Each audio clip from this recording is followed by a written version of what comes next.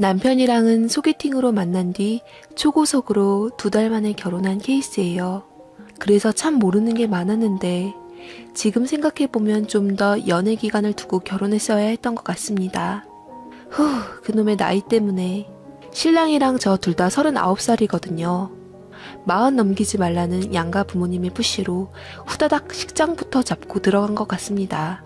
그런데 문제는 식장에서 남편이 저희 친언니를 처음 봤다는 것입니다. 저희 친언니는 그야말로 골드미스입니다. 언니는 저랑 연년생으로 외항사 승무원으로 근무하고 있어요. 워낙 예쁘고 똑부러진 딸이라 집안의 자랑거리였죠. 그래서 부모님도 언니의 결혼에 대해 터치 안 하신 듯합니다. 언니는 중동 쪽 항공사 승무원으로 일해서 한국에는 1년에 2~3번만 들어와요. 저는 예비신랑과 연애도 짧았고 상견례를 할 때쯤 언니는 중동에서 일하고 있었기 때문에 둘은 결혼식에서 처음 본 거였어요. 그런데 언니를 처음 본 신랑의 얼굴 표정이 이상했습니다. 뭐에 홀린 듯 친언니한테서 눈을 떼지 못했어요. 옆에 신부인 제가 있는데도 막상 저는 보는 둥 마는 둥 하며 막상 언니한테는 레이저빔을 막 쏘았습니다. 언니도 민망한지 어색해서 어쩔 줄 모르더군요. 자기, 우리 언니 얼굴 닳겠다. 우리 이제 식장 들어가야 돼. 얼른 준비해. 제가 분위기를 끊고 신랑을 재촉하자 그제서야 정신 차렸는지 남편은 식장으로 들어갈 준비를 했습니다. 저희 커플은 많은 하객들의 축하와 환호 속에서 주례자 앞에 섰는데 왜 주례 시작하기 전에 신랑은 검은 머리가 팥불이 될 때까지 신부를 영원토록 사랑하겠냐고 묻잖아요.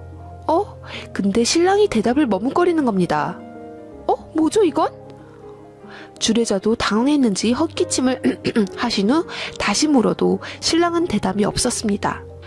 결국 사회자가 신랑이 너무 떨려서 그런가 보라며 위트 있게 넘어가서 다음 주례로 넘어갈 수 있었고 이 때문에 전 식이 끝날 때까지 내내 기분이 좋질 않았습니다. 신혼여행에 와서야 신랑은 저를 풀어주기 위해 애썼고 그때 자기가 너무 피곤해서 그랬다고 미안하다며 연신 사과했습니다. 저는 결국 못 이기는 척 풀어주었고 그날 밤 남편과 와인 한잔을 했습니다. 그런데 술 기운이 들어간 남편이 제기 묻기 시작하더라고요. 바로 저희 친언니에 대해서요. 언니 애인은 있으시냐? 이상형이 어떻게 되시냐? 언니 애인은 본 적 있느냐라는 말까지 우리의 달달한 이야기만 해도 모자를 판국에 최애 언니에 관해만 얘기를 늘어놓는 겁니다. 자기, 왜 이렇게 우리 언니한테 궁금한 게 많아? 혹시 우리 언니한테 첫눈에 뿅 간 거 아니야?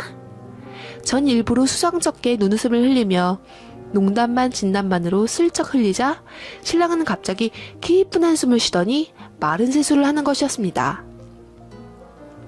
분위기가 이상하게 흐르자 저는 진짜 설마 했지요. 미안해 자기. 자기 언니 내 이상형인 것 같아. 뭐? 신랑은 괴로운 듯 얘기하며 와인을 병째로 들이키며 그대로 골아떨어졌습니다. 저는 너무 충격이어서 신혼여행 내내 밤잠을 깊이 잠들 수 없었습니다.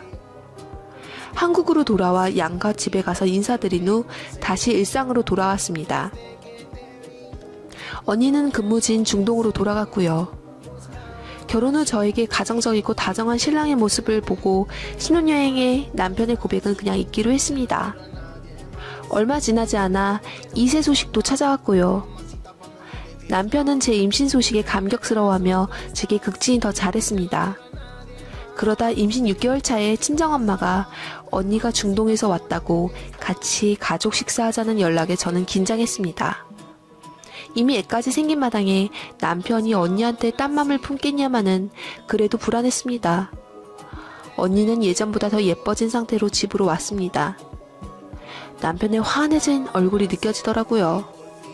정말 남편은 표정을 숨길 수 없는 게 최대 단점인 듯 합니다.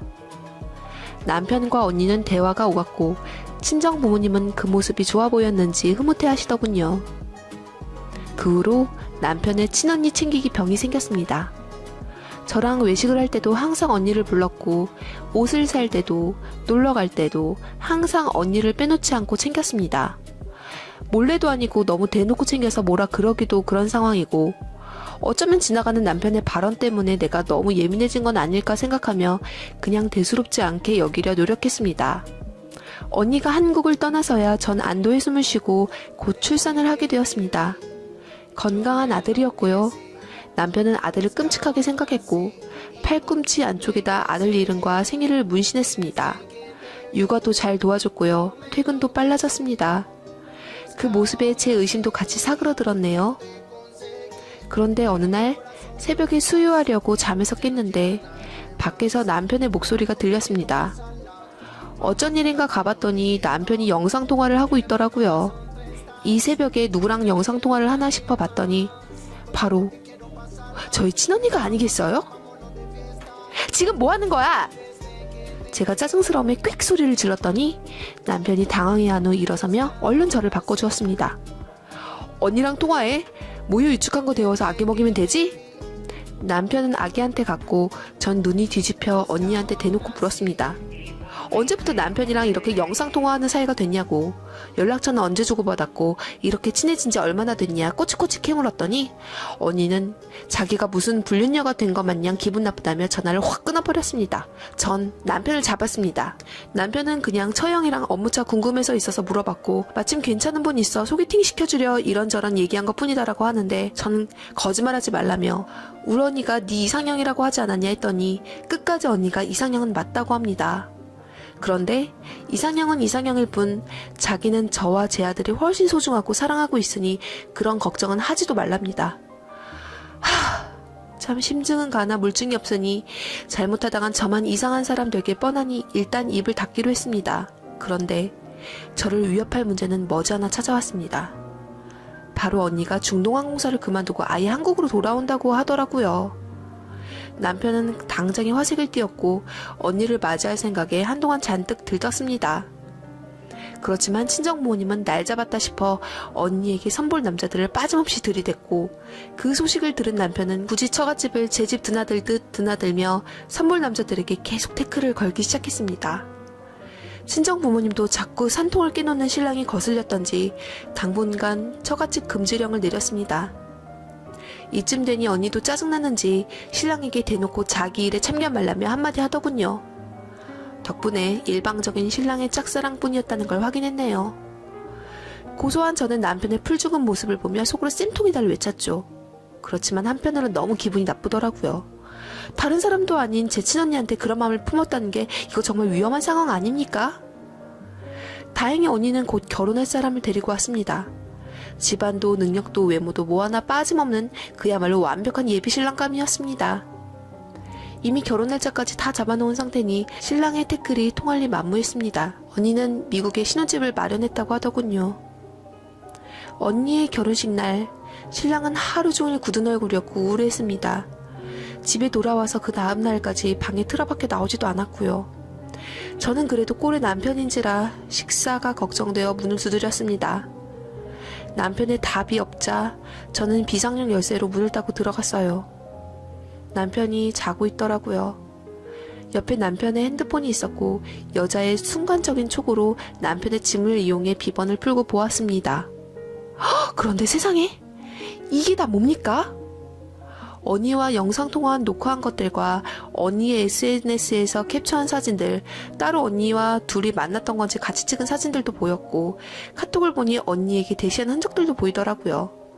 나중엔 언니도 남편을 찾아낸다 듯 보입니다. 전 너무 화가 나 그 길로 핸드폰을 들고 곧바로 친정부모님을 찾아갔고 펑펑 울며 그동안의 사실을 고했습니다. 친정부모님은 난리가 났고 특히 친정아버지는 불같이 화를 내시며 남편을 당장에 소환하여 한바탕 난리를 치셨습니다. 남편은 울고불고 잘못했다고 빌고 아들하고 절 잃고 싶지 않다며 제 치맛자락을 붙들고 애원합니다. 정신적인 바람을 핀 남자하고는 어떻게 해야 하나요? 육체적으로는 아무런 문제가 없는 상태에서 이혼 생각하는 제가 오버스럽나요?